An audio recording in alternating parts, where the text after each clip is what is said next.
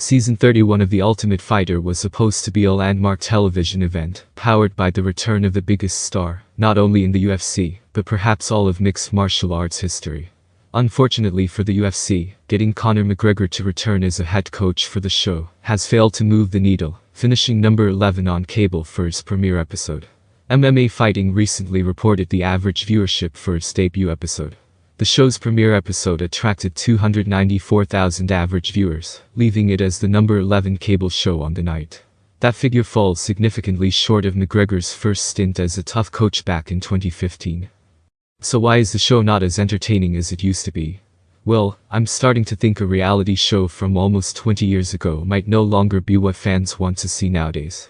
I literally stopped watching the first episode once they began doing the same sob stories they've done for the past 6 seasons. Also, knowing how little fighters get paid, and also the fact that there are easier ways to get into the UFC, there's just no point.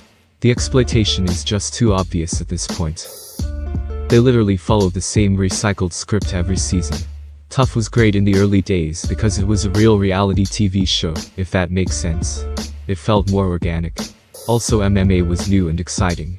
There wasn't a lot of ways to consume MMA media, and TUF was one of the first ways to introduce the sport to the general public. Nowadays it's been the exact same show with the same editing and the same script for the last 6 seasons. Most of the interactions feel forced. I think part of it has to do with the fighters living like actual athletes, now that the sport is more developed. It's a lot of everyday dudes that are just focused on making it in the UFC. They just don't have the personalities or entertainment factor that a young Diego Sanchez and his teammates getting drunk in the house together did. They need to go back to having them all in the house for a long period of time, and showing all the drama that naturally develops between a bunch of fighters. The show used to include crazy pranks being pulled on each other, with even crazier brawls that used to take place in the house.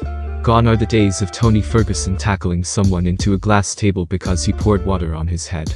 Letting them bang bro and hanging with the boys was what TUF was all about. Now it's about being grateful for the opportunity and making their family proud, which yeah, of course, there's nothing wrong with that, but the entertainment factor just isn't there.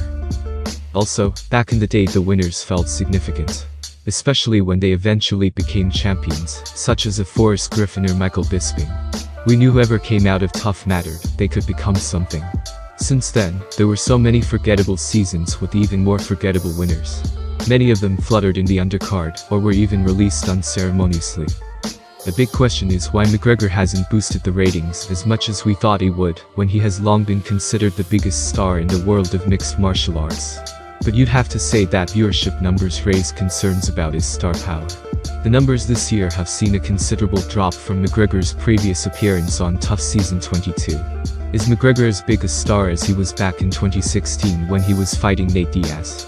You probably have to say no. So yeah, I've stopped watching. Tell me what you think of the new season in the comments. The season will culminate in McGregor facing off against Chandler in a much anticipated fight. For now, the two coaches are focused on leading their teams to victory, with each fighter vying for a chance to make a name for themselves in the world of UFC.